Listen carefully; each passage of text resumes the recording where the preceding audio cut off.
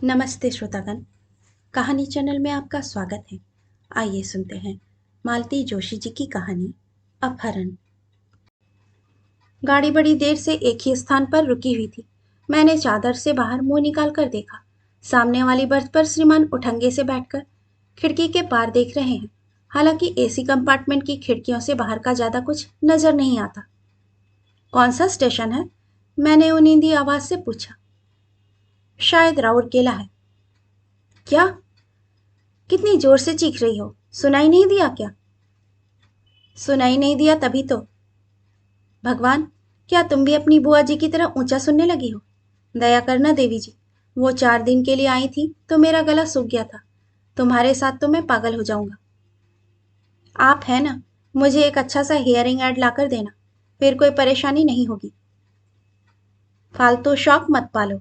कहो तो मैं तुम्हारे लिए हीरे की एक जोड़ी टॉप्स और बनवा दूंगा, पर अपने कान सलामत रखो। हम लोगों की चुहल शुरू हो गई थी। याद ही नहीं रहा कि हम लोग घर में नहीं हैं, ट्रेन में हैं और इस समय रात के 3 बज रहे हैं। अपनी भूल का एहसास तब हुआ जब ऊपर लेटी महिला ने कंबल से मुंह निकालकर नीचे की ओर झांका। उस नीम अंधेरे में मैं उसके चेहरे के भाव तो पढ़ नहीं पाई, पर नींद में खलल पड़ने पर उसे जो कोफ्त हुई होगी उसका अंदाजा मुझे था। लोग इतना ढेर सारा किराया अपने आराम के लिए ही तो देते हैं। मेरी उम्र का लिहाज करके उसने कुछ कहा नहीं, पर उसका इस तरह नीचे झांकना ही काफी था। मैं चुपचाप करवट बदल कर लेट गई और चादर सिर तक खींच ली। इन्होंने एक दो बार कुछ कहना चाहा, पर मेरी ओर से जवाब न पाकर चुप हो गए। एक अरसे बाद ट्रेन में बैठी हूँ। इस बीच ट्रेन के कायदे कानून लगभग भूल ही चुकी हूँ।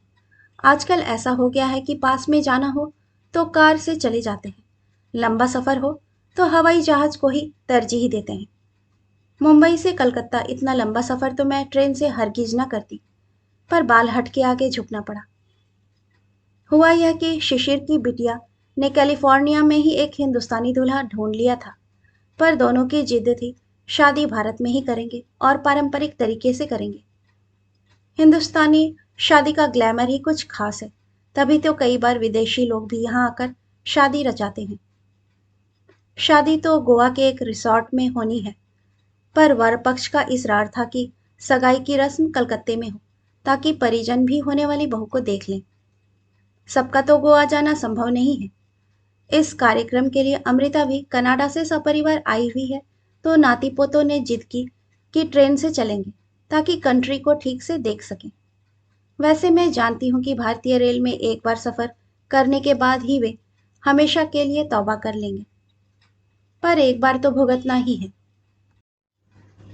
अत्यंत कृपावत होकर हमारे लिए AC 2 की टिकटें खरीदी गई। बाकी जनता AC 3 में सफर कर रही है।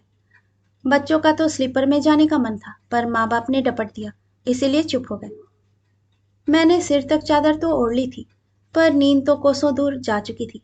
राउरकेला मेरे कानों में हथौड़े की तरह बज रहा था। इस नाम के साथ मेरा पहला परिचय तब हुआ जब MA करने के बाद मेरे लिए वर्ग संशोधन की शुरुआत हुई। राउरकेला स्थित किसी प्रोजेक्ट पर काम करने वाला यह इंजीनियर लड़का लिस्ट में सबसे ऊपर था।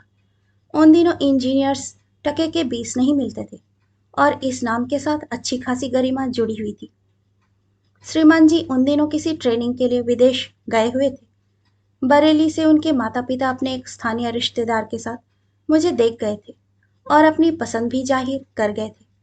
उन्होंने कहा कि बेटा विदेश से जैसे ही लौटेगा, फॉर्मली ज्वाइन करने से पहले आपके यहाँ आएगा। उसकी स्वीकृति के बाद ही रिश्ते पर आखिरी मुहर लगनी थी, पर उन्हें अपने आज्ञाकारी बेटे पर पूरा विश्वास था। वे बोले कि आप तो शादी तयशुदा ही समझिए, बाकी तो सब फॉर्मेलिटी है। उनके इसी विश्वास ने मुझे बल दिया था और मैंने सपने बुनना प्रारंभ कर दिया था। 3 महीनों तक मेरी ही नहीं, घर भर की आंखें कैलेंडर पर लगी हुई थी। नियत तिथि पर हमें उनके आगमन की सूचना मिली और घर उनके शाही स्वागत की तैयारी में डूब गया। यह कोई लड़की देखने का मामूली कार्यक्रम नहीं था, भावी दामाद की अगवानी थी। नियत समय पर वे मामा जी के साथ पधारे। माँ और भाभी रसोई में व्यस्त थीं। भैया और पापा बाहर का इंतजाम देख रहे थे। मैं अपने श्रृंगार में मसरूफ थी और बार बार आईने में अपने को निहार रही थी। हम लोगों को पता ही नहीं था कि बाहर नियति कुछ और खेल रच रही है। शानदार अभ्यर्थना के साथ उन्हें भीतर लाया गया।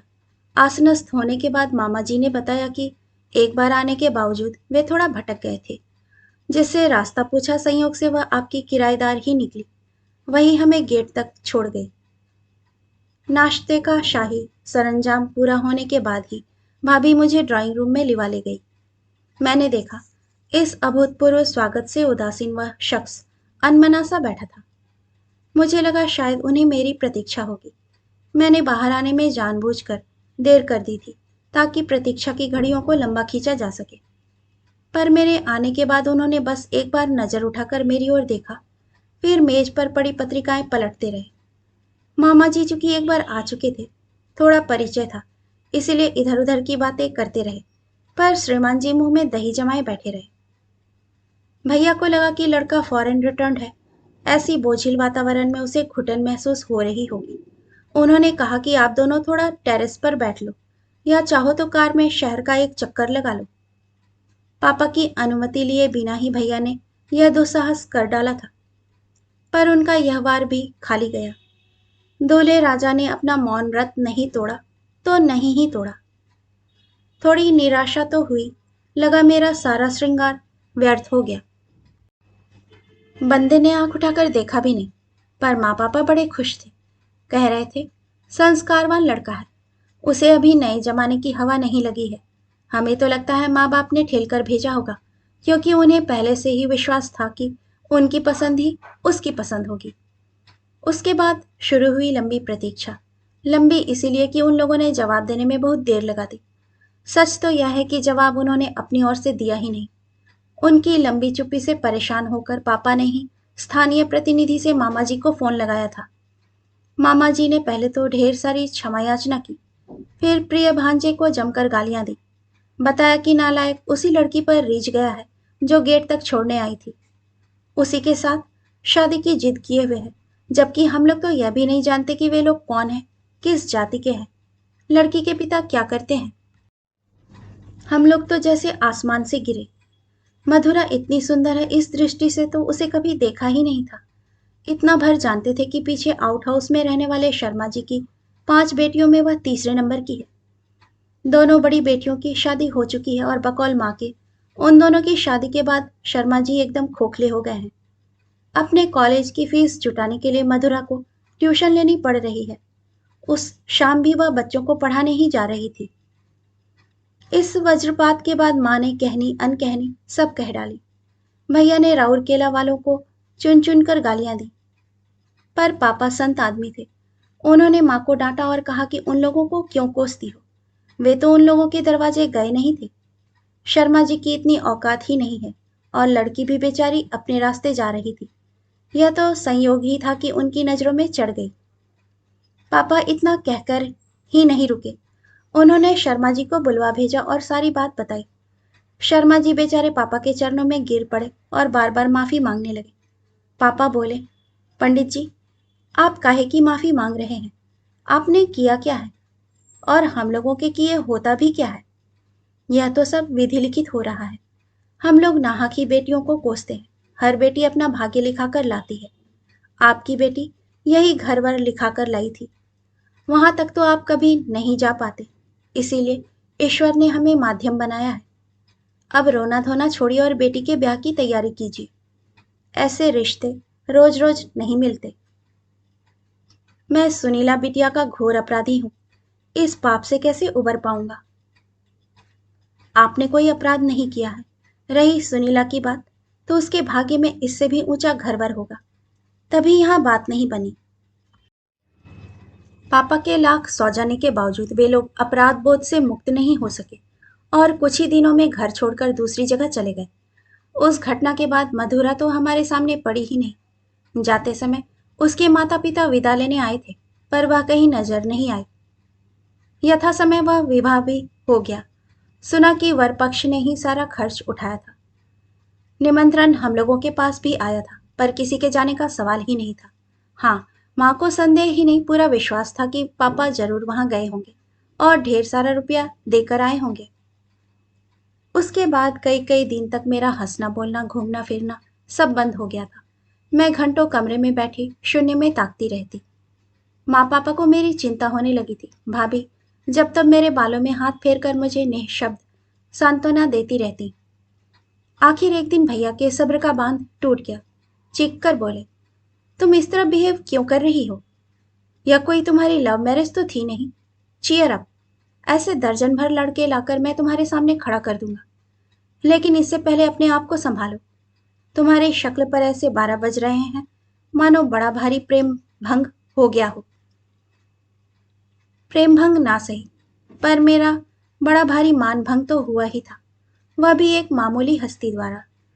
एक नाचीज सी लड़की मेरे रूप गुण विद्या वैभव सबको धत्ता बताकर मेरे नियोजित वर को हरण कर ले गई थी और मैं कुछ नहीं कर पाई थी। अपमान की आग से सुलग उठी थी मैं और लग रहा था कि मैं भीतर ही भीतर एक दिन क्षरण हो जाऊंगी। यह ज्वालामुखी शादी के बाद पति के चंदन स्पर्श से ही शांत हो पाया था। पापा का वचन सत्य साबित हुआ था। मेरे भाग्य में उससे कई गुना अच्छा घरवर मिला था। सुंदर, संपन्न, सुशील, सुसंस्कृत, सुशिक्षित। विशेषणों की कतार लगाई जा सकती थी। उसके बाद जिंदगी ने कभी शिकायत का मौका नहीं दिया। संतति, संपत्ति, मान सम्मान, शोहरत सब कुछ मिल गया था। पति के साथ आधी दुनिया घूम ली थी मैंने। अब भी साल के आधे दिन विदेश में ही कटते हैं।